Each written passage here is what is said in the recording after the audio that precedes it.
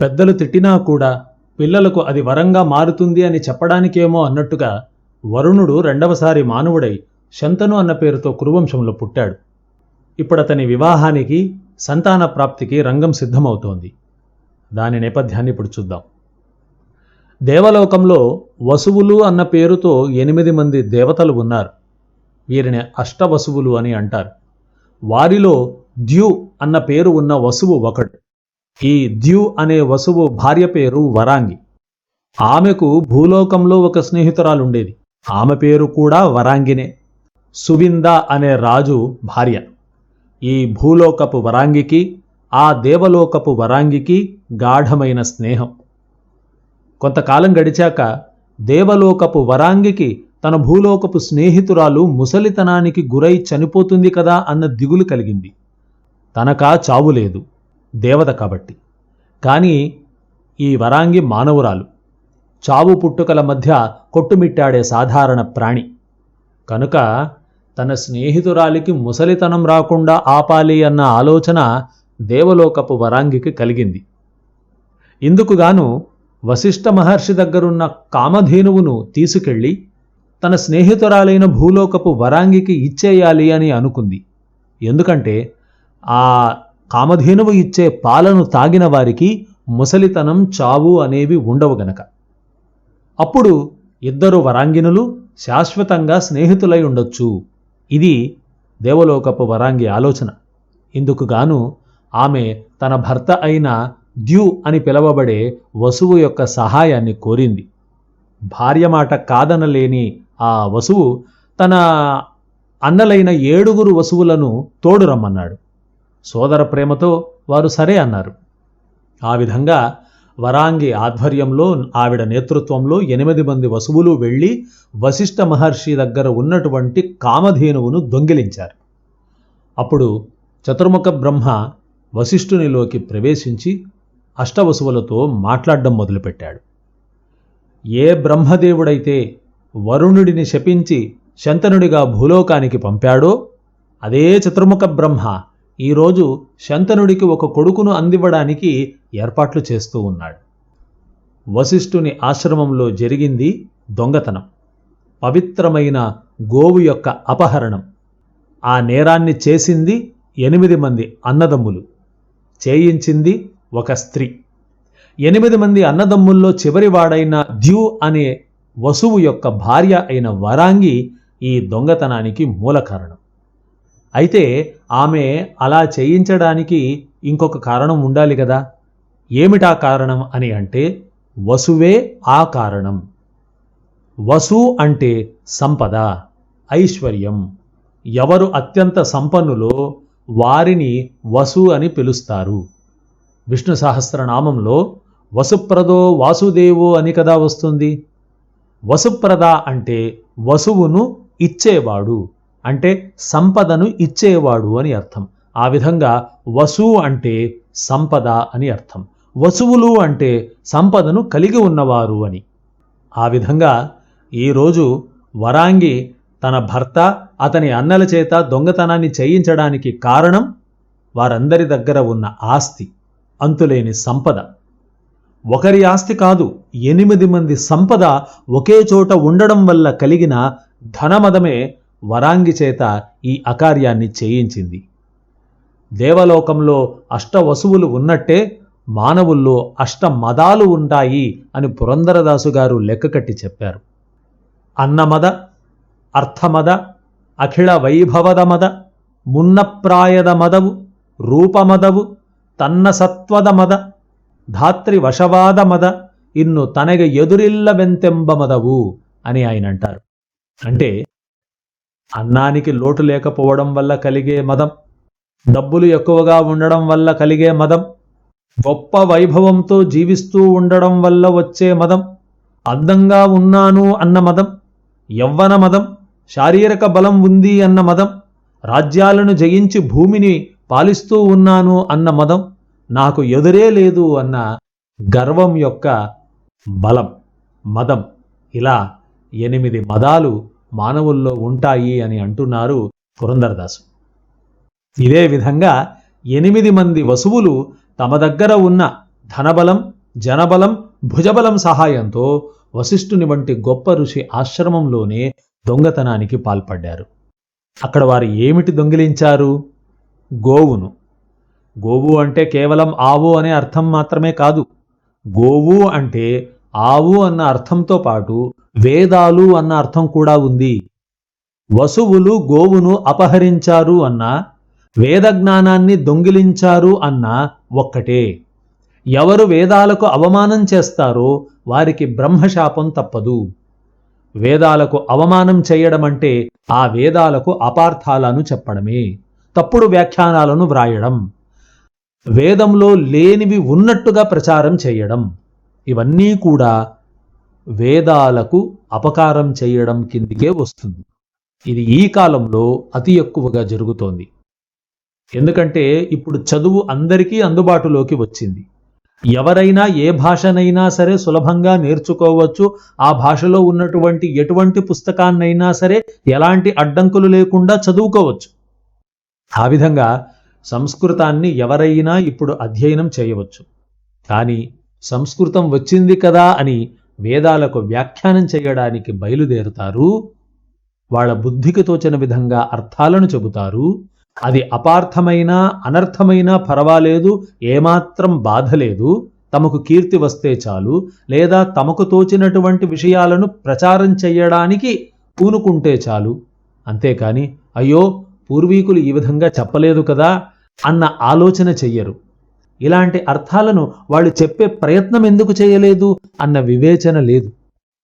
వాళ్లకు చేతకానిది నేను చేస్తున్నాను అన్న గర్వమే ఇప్పటి జనాల్లో ఉంది. ఇదే వేదాలను దొంగిలించడం అంటే. ఇటువంటి గర్వమే ఆ కాలంలో వసువులు చూపించారు వశిష్ఠుని ఆశ్రమంలో. వేదజ్ఞాన సమానురాలైన కామధేనువును దొంగిలించబోయారు. ఇలా వేదాలకు అవమానం జరుగుతున్నప్పుడు శాంత స్వభావుడైనా కూడా బ్రహ్మదేవుడు కోపగిస్తాడు. కనుక ఈరోజు చతుర్ముఖ బ్రహ్మదేవుడు వశిష్ఠునిలో చేరి వేదాలకు ప్రతినిధి అయిన కామధేనువును అపహరిస్తున్న అష్టవసువులతో మాట్లాడుతూ ఉన్నాడు. ఏమని? అధర్మవృత్తాహ ప్రతియాత మానుషి. ఓ వసువుల్లారా, అధర్మం చేశారు కనుక మీరు వెళ్ళి మనుష్యలోకంలో పడండి అని అన్నాడు. వరుణుడు పెద్దల పట్ల తప్పు చేసి మానవలోకంలోకి వచ్చాడు. వసువులు దొంగతనం చేసి మనుష్యలోకంలోకి వచ్చి పడ్డారు. ఏమిటి దీనర్థం? మానవలోకంలో మానవులుగా పుట్టిన వారందరూ పునరావృత్తి రహితమైన మోక్షాన్ని పొందడానికి బదులుగా పెద్దలను ఎదిరించడం, దొంగతనం చేయడం వంటి పనులను చేసి మళ్లీ మళ్లీ పుడుతూనే ఉంటారు. ఒకవేళ వసువులు నందినీ గోవును మంచి పని కోసం తీసుకువెళ్ళి ఉంటే ఇలాంటి శాపానికి గురయ్యావారా అంటే అయ్యేవారు కారేమో. ఏ దేవుని అభిషేకానికని పాల కోసమో, లేదా తమ దేహాన్ని శుద్ధి చేసుకోవాలి అనే పంచగవ్యం కోసమో ఇలా ఏదో ఒక సదుద్దేశంతో దొంగిలించి ఉంటే దానికి క్షమాభిక్ష దొరికేదేమో. కానీ వారి దొంగతనం వెనక ఉన్న ఉద్దేశ్యం పూర్తిగా లౌకికమైనది. భగవత్ సంబంధమైన ఏ అంశమూ కూడా వారు దొంగతనం చెయ్యడంలో లేదుగాక లేదు. 8 మంది వసువులలోని ఒక వసువు యొక్క భార్య తన మానవ స్నేహితురాలు చనిపోకూడదు అన్న ఒకే ఒక ఉద్దేశ్యంతో ద్యు అని పిలవబడే తన భర్తను ప్రేరేపించి అతను తన అన్నలతో కూడి చేయకూడని పనిని చేయించే విధంగా ఆవిడ పురిగొల్పింది. ఇందులో వ్యక్తిగతమైన స్వార్థం తప్పించి పవిత్రమైన ఎటువంటి ధార్మిక ఆలోచన లేదు. దేవతలే ఇలాగా అధార్మికపు పనులు చేస్తే ఇక గతి ఏమి? అందువల్లనే ఆ 8 మంది కూడా చతుర్ముఖ బ్రహ్మశాపానికి గురయ్యారు. అయితే ఇక్కడ మీకు ఒక అనుమానం రావచ్చు. కామధేనువు ఉండింది వశిష్ఠుని దగ్గర. అది ఆయన స్వంతం. అతని స్వత్తు అయిన కామధేనువును ఈ 8 మంది వసువులు దొంగిలిస్తే శాపం వశిష్ఠుడు ఇవ్వాలి గాని బ్రహ్మదేవుడు వచ్చి ఇవ్వడమేమిటి అన్న అనుమానం ఈ కథ వింటూ ఉండంగా మీకు రావాలి కూడా. అది సరి అయిన సందేహం. ఇక్కడే ఆచార్య మధ్వులు వేదవ్యాసుని మాటల్లోని తాత్పర్యాన్ని తమ నిర్ణయం ద్వారా తెలియజేస్తారు. ఈ 8 మంది వసువులలో అగ్నిదేవుడు కూడా ఒకడు. దేవతలలో తారతమ్యం ఉంటుంది. ఆ తారతమ్యం ప్రకారం చిన్న దేవత తన పైన ఉన్న పెద్ద దేవతకు శాపాన్ని ఇవ్వడానికి కుదరదు. ఒకవేళ శాపాన్ని ఇస్తే ఆ పెద్ద దేవత నీ శాపాన్ని నేను స్వీకరిస్తాను అని అంటే తప్ప ఆ శాపం పనిచెయ్యదు. ఆ విధంగా దేవతా తారతమ్యాన్ని అనుసరించి చూస్తే అగ్నిదేవుడి కంటే చాలా చిన్నవాడు ఈ వశిష్ఠ ఋషి. కనుక వశిష్ఠ ఋషికి అగ్నిదేవుడికి శాపాన్నిచ్చే సామర్థ్యం లేదుగాక లేదు. కనుక ఈరోజు దేవతాశ్రేష్ఠుడైన బ్రహ్మదేవుడు వశిష్ఠునిలోకి ప్రవేశించాడు. ఆ ఋషి ద్వారా ఆ ఋషి కంటే పై స్థాయిలోని అగ్నికి కూడా తాకే విధంగా శాపాన్ని విధిస్తూ ఉన్నాడు.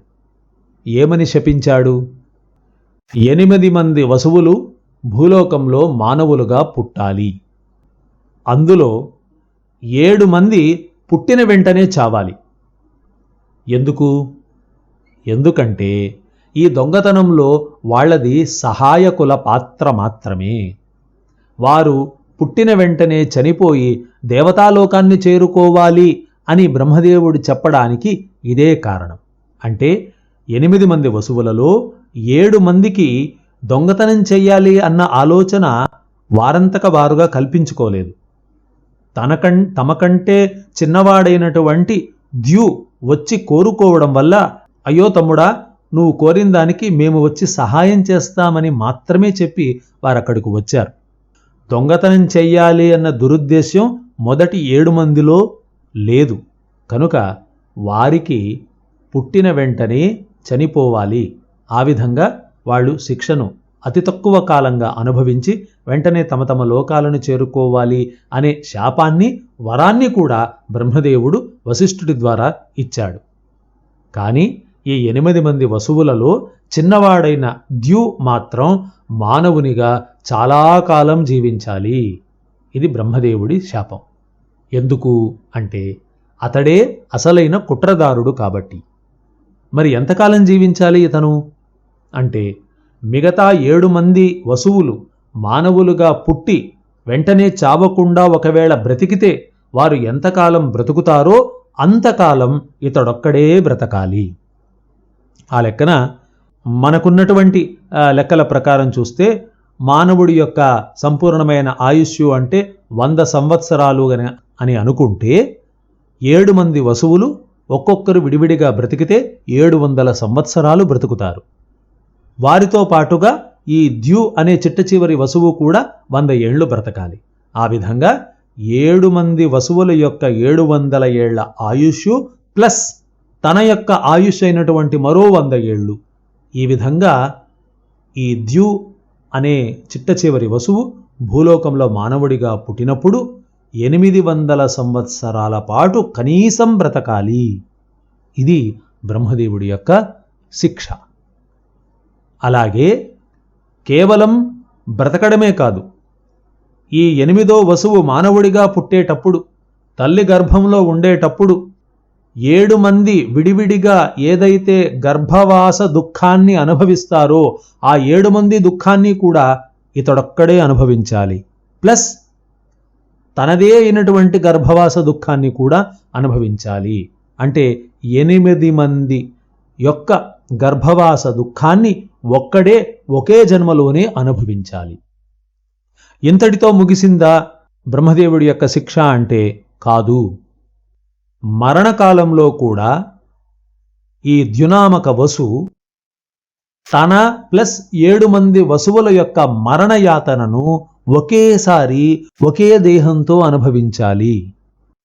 ఈ విధంగా 8 మంది వసువుల యొక్క సంపూర్ణ ఆయుష్, 8 మంది వసువుల యొక్క గర్భవాస దుఃఖం, 8 మంది వసువుల యొక్క మరణ యాతన, ఈ మూడింటిని ఈ ద్యునామక వసు ఒక్కడే అనుభవించాలి. ఇది అతడికి మాత్రమే బ్రహ్మదేవుడు విధించిన శిక్ష. పుట్టడం ఎలాగో పుట్టొచ్చు, ఎక్కువ కాలం ఎలాగానో బ్రతకచ్చు. కానీ 8 మంది విడివిడిగా అనుభవించే మరణయాతనను ఒక్కడే తట్టుకోవడం సాధ్యమా? మనకు మరణయాతన అంటే ఏమిటో పరిచయం లేదు కాబట్టి అందులోని కష్టం ఏమిటో మనకి ఇప్పుడు బ్రతికి ఉన్నప్పుడు మనకు అర్థం కాదు. కొంతమంది అనొచ్చు కూడా, అందులో ఏముందండి కష్టం, పుట్టుక్కన పుడతాం లటుక్కన చచ్చిపోతాం అని అంటారు. కానీ పుట్టడం కానీ గిట్టడం కానీ అంత సులభమైన పని కాదు. గర్భవాసం అనేది అతిపెద్ద యాతన. దాన్ని అనుభవించే మనం వచ్చాం. కానీ అదృష్టమో దురదృష్టమో ఆ యాతన గురించి ఇప్పుడు మర్చిపోయాం. అలానే మన కళ్ళ ఎదుటే చనిపోయిన మనవారు ఎటువంటి యాతనను అనుభవించారో మనకు చెప్పకుండానే పోయారు. కనుక మరణయాతన గురించి బ్రతికి ఉన్న మనకు తెలీదు. అంటే పుట్టకముందు తల్లి గర్భంలో పడినటువంటి కష్టాన్ని మర్చిపోయాము. చనిపోయేటప్పుడు ఎదురయ్యేటటువంటి నొప్పి, బాధ, ఆ తీవ్రత, వాటిలి గురించి మనకు పోయిన వాళ్ళు చెప్పకుండా వెళ్ళిపోయారు. కాబట్టి ఇప్పుడు దాని గురించి మనకు అవగాహన లేదు. వెనకపడ్డ కష్టాన్ని మర్చిపోయాము. ముందు రాబోయే కష్టం గురించి ఏమాత్రం అవగాహన లేదు. ఈ రెండింటి మధ్య మనకి ఏమీ కావడం లేదు, మనకేమీ కాదు కూడా, ఇలాగే హాయిగా ఉంటాము అని నెమ్మదిగా బ్రతికిపోతూ ఉన్నాం. తప్పులపైన తప్పులు చేస్తూనే ఉన్నాం. అంతేకాని బాబోయ్ ఇంత నొప్పా, ఇంత వేదన ఎలా తట్టుకోగలను స్వామి, నా వల్ల కాదు బాబోయ్, ఆర్తత్రాణపరాయణ నన్ను రక్షించు అని ప్రతి నిమిషం ప్రార్థించాల్సింది పోయి నాకేమీ కాదు అని బ్రతికేస్తున్నాం. ఆ విధంగా ఇప్పుడు ఈ ద్యునామక వసువుకు 8 మంది యొక్క సమిష్టి యాతన అతని స్వంతమయ్యింది. ఒక చిన్న లౌకిక ఉదాహరణని ఇచ్చి చూద్దాం. ఒకే ఒక్క ఇంజెక్షన్ సూది గుచ్చుకుంటేనే మనలో చాలామంది గొల్లుమని ఏడుస్తారు.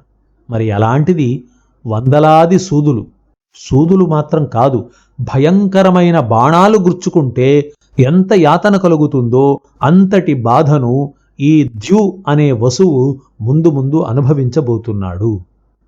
ఇంతకంటే పెద్ద శిక్ష ఏముంటుంది చెప్పండి? బహుశా ఈ ద్యు వసువు వల్లనో ఏమో పాపీ చిరాయుహు సుజనా గతాయుహు అన్న నానుడి భూలోకంలో ప్రసిద్ధికెక్కింది. పుణ్యవంతులు, సజ్జనులు చాలా చిన్న వయసుకే చనిపోతారు. కానీ పాపాలు చేసేవారు ఎక్కువ కాలం బ్రతుకుతారట. ఎందుకు అంటే అందరి ప్రాణాలను తీసుకుపోయే యముడికి కూడా వీరంటే ఇష్టం లేదు. వీరిని చూడ్డం ఏమాత్రం ఆయనకు ఇష్టం లేదు. కనుక వీరిని ఇక్కడే వదిలిపెట్టేసి మిగతా వాళ్ళందరినీ పిలిచికెళ్ళిపోతూ ఉంటాడు అని అనుకోవచ్చు మనం. సరే, తమకు తగిలిన శాపం తీవ్రతను చూసిన వెంటనే అష్టవసువులకు ఒక విషయం స్పష్టంగా అర్థమయ్యింది. ఏమిటది? ఈ శాపాన్ని ఇచ్చింది తారతమ్యంలో తమకంటే చిన్నవాడైన వశిష్ఠుడు కాడు, తమకంటే ఉత్తమ దేవత అయిన బ్రహ్మదేవుడే అని. అప్పుడు వారు ఆ కామధేనువును వదిలిపెట్టేసి వశిష్ఠునికి, అతనిలో ఉన్నటువంటి బ్రహ్మదేవుడికి సాష్టాంగ నమస్కారం చేశారు. తాము చేసింది తప్పుడు పని అని పశ్చాత్తాపపడ్డారు. అందుకు శాంతించిన బ్రహ్మదేవుడు ఈ ద్యునామక వసువుకు కొన్ని వరాలను ఇచ్చాడు. ఆ 7 మంది ఆయుష్షు, గర్భవేదన, మరణయాతనతో పాటు ఆ 7 మందిలో ఉండేటటువంటి బలం, వారిలో ఉండేటటువంటి ఆధ్యాత్మిక జ్ఞానం కూడా ఈ ద్యునామక అంటే ద్యు అన్న పేరు కలిగిన వసువుకు లభిస్తుంది అని అన్నాడు. అంతేకాదు తన విశేష సన్నిధానాన్ని కూడా అతనిలో ఉంచుతాను అని అభయమిచ్చాడు. ఈ రెండింటి వల్ల అంటే అత్యుత్తమమైన ఆధ్యాత్మిక జ్ఞానం, దానితో పాటు బ్రహ్మదేవుని యొక్క విశేష సన్నిధానం ఉండడం వల్ల అతను ఈ గర్భవాస దుఃఖాన్ని, రాబోయే మరణయాతనను తట్టుకొని నిలబడగలడు అని తన వంతు అభయాన్ని బ్రహ్మదేవుడు ఆ ద్యునామక వసువుకు ఇవ్వడం జరిగింది. ఈ కథ ద్వారా మనం తెలుసుకోవలసినది ఏమిటి అంటే ఆచార్య మధ్వుల యొక్క మాటలలోని సారాంశాన్ని మనం ఈ విధంగా గ్రహించే ప్రయత్నం చేద్దాం. 8 మంది గర్భవాస దుఃఖం, 8 మంది మరణయాతన ఒక్కడే అనుభవించడం అంటే అనేక జన్మలలో మనం చేసిన కర్మల యొక్క ఫలాలను ఒకే జన్మలో అనుభవించడం అన్నమాట. ఇది చూడ్డానికి కష్టంగా అనిపించినా, వినడానికి కష్టంగా అనిపించినా ఇది నిజంగా ఒక వరమే అని అర్థం చేసుకోవాలి. ఒక్కొక్క కర్మకు ఒక్కొక్క జన్మను ఎత్తడం మొదలు పెడితే ఆ జన్మల పరంపరకు అంతమే ఉండదు.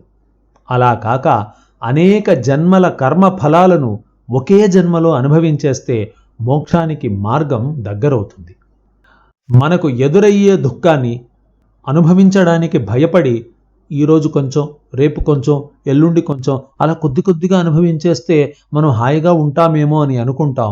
కానీ ఇలాంటి ఆలోచన చెయ్యడం వల్ల ఈరోజు సుఖం లేదు, రేపు సుఖం లేదు, ఎల్లుండి సుఖం లేదు. ఆ దుఃఖం తీరేంత వరకు కూడా సుఖం అనేది మనకు లేకుండా పోతుంది. అలా కాకుండా మనకు కర్మఫలం ద్వారా వచ్చి పడిన దుఃఖాన్ని ఒకేసారి గనక అనుభవించేస్తే ఆ తరువాతి రోజులలో మనం నెమ్మదిగా హాయిగా ఉండవచ్చు. ఎలాగా అంటే ఒక చిన్న లౌకిక ఉదాహరణ తీసుకొని చూద్దాం. ఒక న్యాయస్థానం వారు ఒక ముద్దాయికి 6 సంవత్సరాల జైలు శిక్షను విధించారు. అయితే ఆ ముద్దాయి కోరుకున్నాడు, అయ్యా 6 సంవత్సరాలు ఒకేసారి ఇవ్వకండి, ప్రతి సంవత్సరం కొన్ని నెలల పాటు ఇవ్వండి అని కోరుకున్నాడని అనుకుందాం. అప్పుడు ఏమవుతుంది? 6 నెలల పాటు జైల్లో ఉండు, 6 నెలల పాటు బయట ఉండు అని కోర్టు వారే అన్నారని అనుకుందాం. అలా అనరు, అలా ఊహించుకుందాం. అప్పుడు ఏమవుతుంది? ఈ వ్యక్తి 6 నెలలు జైల్లో ఉంటాడు, బయటకు వస్తాడు. వచ్చిన తర్వాత ఏమవుతుంది? చూస్తూ చూస్తూ ఉండంగానే 6 నెలలు గడిచిపోతుంది, మళ్ళీ జైలులోకి వెళ్లాల్సి వస్తుంది. అప్పుడు ఇతని మనసులో ఏముంటుందంటే, ఆ బయట ఉన్న 6 నెలల పాటు అయ్యో జైలుకు వెళ్లాల్సిన రోజులు దగ్గర పడుతోంది, అయ్యో జైలుకు వెళ్లాల్సిన సమయం దగ్గర పడుతోంది అన్నదే చేరుకొని అతని మిగతా ఈ స్వతంత్రంగా హాయిగా స్వేచ్ఛగా బ్రతుకుతున్న జీవితమంతా కూడా చేదుమయంగానే ఉంటుంది. అలా కాకుండా శిక్షను ఒకేసారి 6 సంవత్సరాల పాటు పూర్తిగా అనుభవించేసి బయటకు వచ్చేసాడంటే ఆ తర్వాత బ్రతికే 20, 30, 40 సంవత్సరాలు అతని ఆయుష్ ఎంత ఉంటుందో అంతకాలం మళ్ళీ జైలు ముఖం చూడకుండా ఉండొచ్చు. అలా కాకుండా 6 నెలలకు జైలుకు వెళ్ళి 6 నెలల పాటు బయటికి వస్తూ ఉంటే జీవితకాలం అంతా జైలుకు వెళ్ళినట్టుగానే ఉంటుంది, కానీ స్వేచ్ఛగా ఉన్నట్టుగా ఉండదు. ఇది ఈ ద్యు అని పిలవబడే 8వ వసువు యొక్క వృత్తాంతం ద్వారా వేదవ్యాసుల వారు మనకు ఇస్తున్న సందేశం అని మధ్వాచార్యుల వారు తమ వివరణ ద్వారా మనకు అర్థం చేసుకునే అవకాశాన్ని కల్పిస్తూ ఉన్నారు. ఈ విషయంగానే విపదః సంతునః శశ్వతు అని కుంతీదేవి వాసుదేవుణ్ణి ప్రార్థించింది అని ఇదే మహాభారతంలో వస్తుంది. స్వామి, అన్ని కష్టాలను ఈ జన్మలోనే అనుభవించేట్టుగా అనుగ్రహించు అని ఆమె కోరుకుందట. అదేవిధంగా సౌభరి అనే ఒక ఋషి తాను చేసిన ప్రారబ్ధ కర్మల వల్ల ముందు ముందు 50 జన్మలను ఎత్తాల్సి వస్తుంది అని తెలుసుకున్నాడు.